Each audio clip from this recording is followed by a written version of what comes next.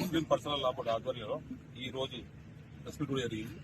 రేపటి రోజు సాయంత్రం 6 గంటలకు ముస్లిం పర్సనల్ లా బోర్డు ఆధ్వర్యంలో సెంట్రల్ గవర్నమెంట్ అయితే ముస్లింలకు వ్యతిరేకంగా నిర్ణయాలు తీసుకుంటుందో ఆ వక్ఫ్ ఆస్తుల పరిరక్షణ విషయంలో దానికి సంబంధించి రేపు నిరసన కార్యక్రమం చేపట్టినాం, ఒక సభ చేపట్టినాం. దానికి సంబంధించి పర్మిషన్ కొరకు గత 15 రోజులుగా పోలీసుల చుట్టూ ఎక్కని గుమ్మం ఎక్కకుండా తిరిగినాం. పర్మిషన్ల కొరకు ఇస్తే పర్మిషన్ ఇక్కడ ఇవ్వలేము, మేము ఓరగా చెప్తున్నాం, పర్మిషన్ పని చేసుకోండి అని చెప్పి మటివాడ ఏసీపీ గారు, సిఐ గారు, ఇతర సిఐ గారు చెప్పి మొత్తం పనులు జరుగుతూ ఉంటాయి. దాదాపు 10-15 లక్షల రూపాయలు ఖర్చు పెట్టి మొత్తం ఏర్పాట్లను చేస్తాం. ఏర్పాట్లు మొత్తం జరిగిన తర్వాత ఇప్పుడు ఆల్ ఆఫ్ సడన్ గా ఎస్ఐ విఠల్ గారు వచ్చి ఈ కార్యక్రమం జరుగుతూ ఆపుకోవాలని చెప్తారు.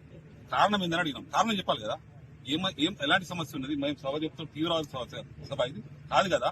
ముస్లింలందరూ కూడా శాంతియుతంగా మా యొక్క నిరసన కార్యక్రమం చేపట్టే సభ. ఇవాళ 13, 14, 15, 16 కూడా మన ఆర్ట్స్ కాలేజీలో శాంతి సభలు జరిగినాయి. క్రిస్టియన్ సోదరులు మాకు ఆబ్జెక్షన్ లేదు. వాళ్ళు ఎట్లా చేసుకుంటున్నారు, మేము చేసుకున్నాం, మాకు పర్మిషన్ ఇవ్వండి. మాకు ఓవరాల్ ఇచ్చిన అని చెప్పి కదా, చెప్పి ఎందుకు అడ్డుకుంటున్నారు, దీనికి గల కారణం ఎందుకు చెప్పాలి. అది కాదు వచ్చి ఆపమంటే ఆపడానికి మేము నోట్ల రసగుల్లా చేతిలో గాజు ముట్టుకుని కూర్చోలేదు. మేము మా మనోబలతో ఆడుకోవద్దని రిక్వెస్ట్ చేస్తా ఉన్నాం. రేపు జరిగే సభ ఎట్టి పనులు జరుగుతుంది, దీన్ని ఆపే ప్రసక్తే లేదు. పోలీసులు సహకరిస్తే మేము పోలీసులను ఎత్తి మీద పెట్టుకుంటాం. పోలీసులు సహకరించకుండా వాళ్ళే law and order problem create చేస్తే మేము దేనికైనా సిద్ధం, జైల్లో కూడా సిద్ధం, పోలీస్ స్టేట్లో సిద్ధం. అంతే చేస్తారు కావచ్చు, ఇంకోటి చంపరు కదా. మేము మా జాతి కొరకు చేస్తున్న సభ ఇది. ఈ సభ కొరకు దయచేసి ఎలాంటి ఆటంకం సృష్టించకూడదు. సిపి గారు దయచేసి పెద్ద మనిషి చేసుకుని ఈ సభకు ఇలాంటి ఆటంకాలు లేకుండా మీ పోలీసు అధికారులు ఆదేశించాలని మీ ద్వారా సిపి గారిని కోరుతున్నాను.